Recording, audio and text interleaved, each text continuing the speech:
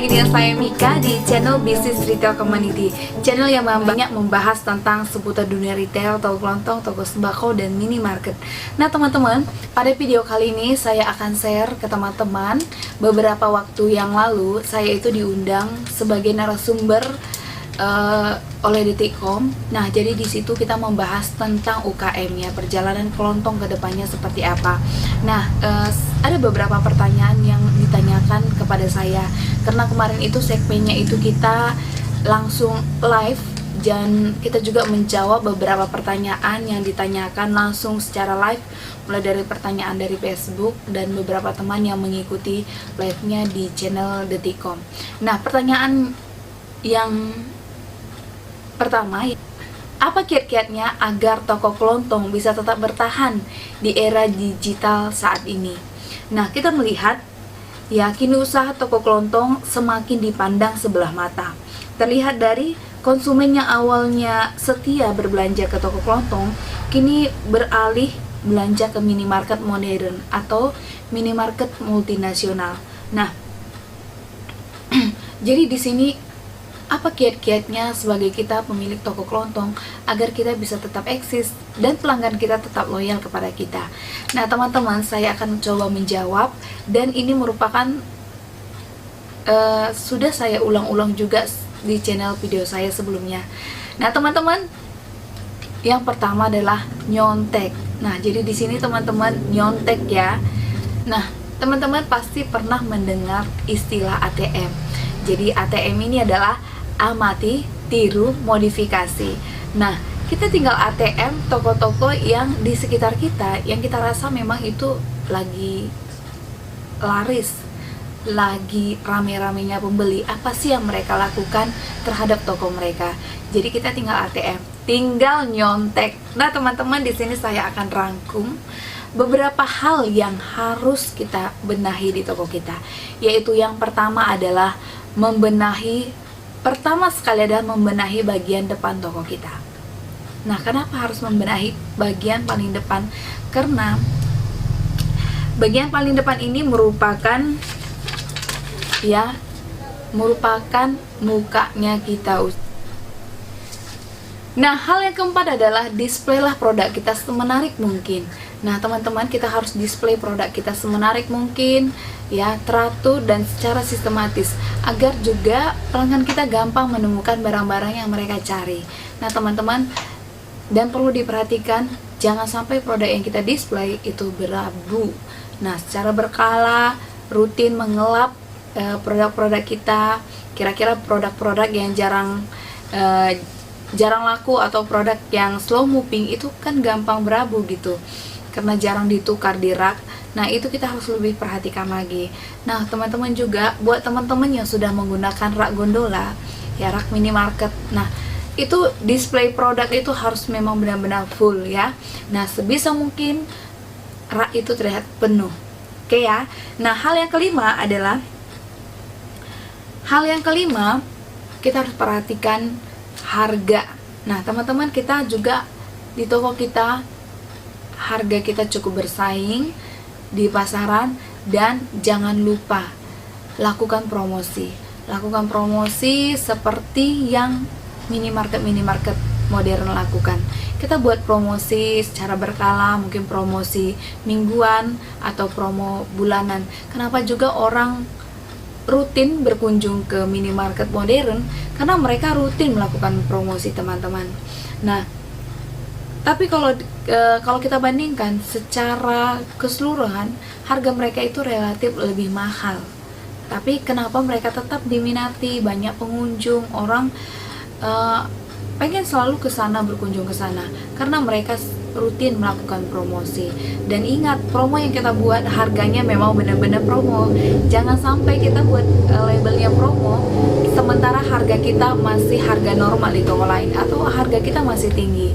Jadi promosi kita tidak maksimal. Jadi benar-benar harga promo ya. Nah, yang keenam adalah menyediakan berbagai layanan. Jadi di toko kita harus lengkapi lagi fasilitas kepada konsumen kita. Misalnya pembayaran seperti PLN, PAM, BPJS, leasing, dan tarik tunai juga, bisa store antar bank. Ini adalah cara kita menarik pelanggan. Jadi kita memberikan kemudahan kepada pelanggan kita. Nah, yang ketujuh adalah memudahkan pembayaran. Kita harus menyediakan juga mesin edisi pembayaran dengan dompet elektronik seperti OVO, Link Aja, Grab, dan masih banyak lagi. Penjualan di online itu sangat menggiurkan teman-teman. Nggak ada salahnya kita juga membuka lapak di online.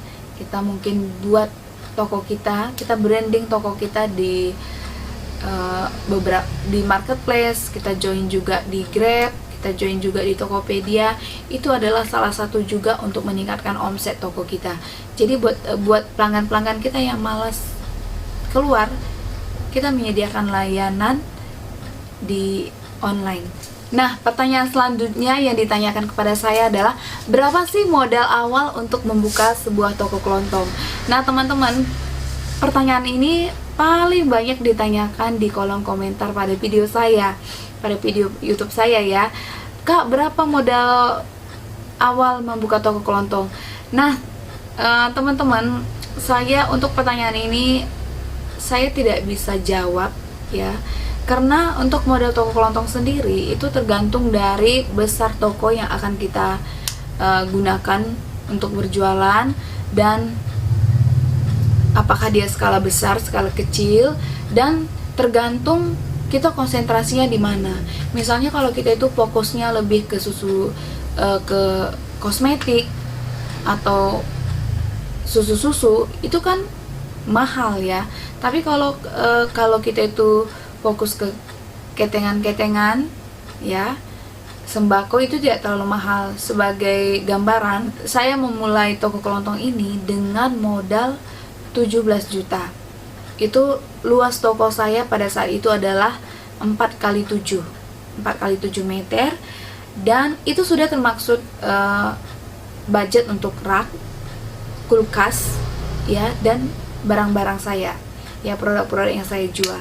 Nah, seiring waktu berjalan kan, buat kita toko kelontong itu pasti didatangi sales kan.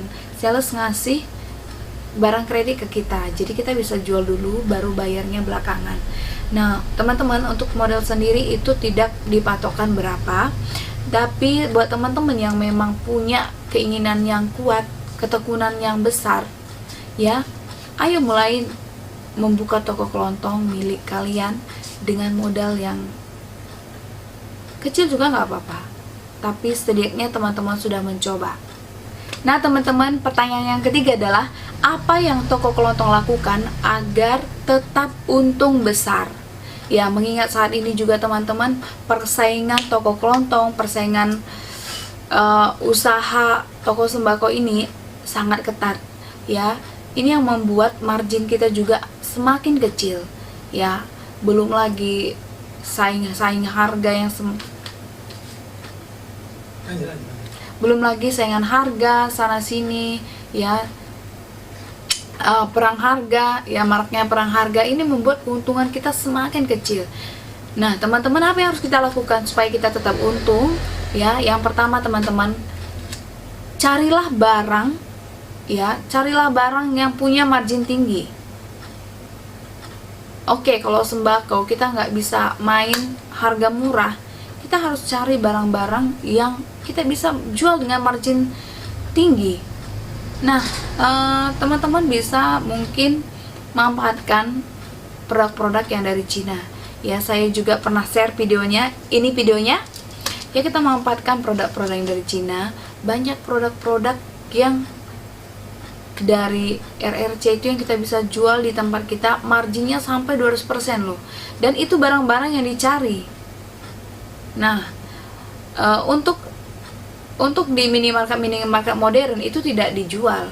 Nah, kita bebas menjualnya, teman-teman ya. Seperti misalnya teflon itu, teflon untuk dadar telur ya, seperti ini barangnya ya, seperti ini barangnya, dengan modal hanya 8.000 rupiah per piecesnya, kita bisa jual sampai 18.000, teman-teman.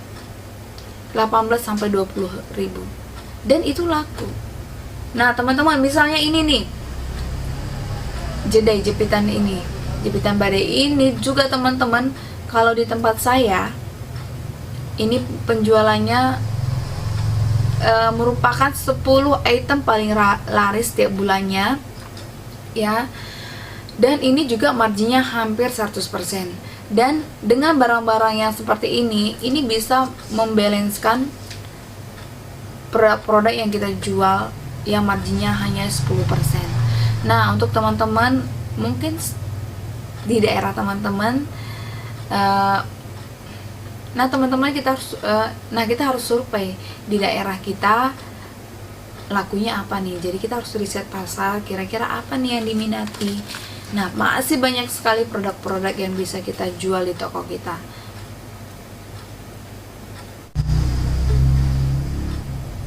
Nah, agar toko kelontong kita juga tetap untung besar, nah cara lain mungkin kita bisa membeli barang yang kita bisa packing kembali. Ya misalnya snack-snack, contohnya keripik singkong nih, kita kan belinya per bal nih, per karung gitu. Jadi ini kita packing sendiri di toko kita dan kita jual. Ya pastinya kita ini pemilihan kemasannya juga harus buat menarik supaya pelanggan kita tertarik untuk membelinya. Nah ini teman-teman, marginnya juga cukup menggiurkan. Nah kita memang dituntut untuk sekreatif mungkin teman-teman, apa saja kita bisa jual. Nah terima kasih teman-teman sudah menyaksikan video saya sampai habis. Dan buat teman-teman yang belum subscribe, jangan lupa subscribe channel Business Retail Community, like dan share ke sosial media kalian. Terima kasih, bye bye, sampai ketemu di channel, Nah, terima kasih buat teman-teman yang sudah saksikan video saya mulai dari awal sampai akhir. Terima kasih buat kalian yang sudah subscribe channel Business Retail Community. Dan buat kalian yang belum subscribe, jangan lupa subscribe, like, share video ini ke sosial media kalian. Oke, bye-bye. Sampai ketemu di video saya selanjutnya. Bye-bye.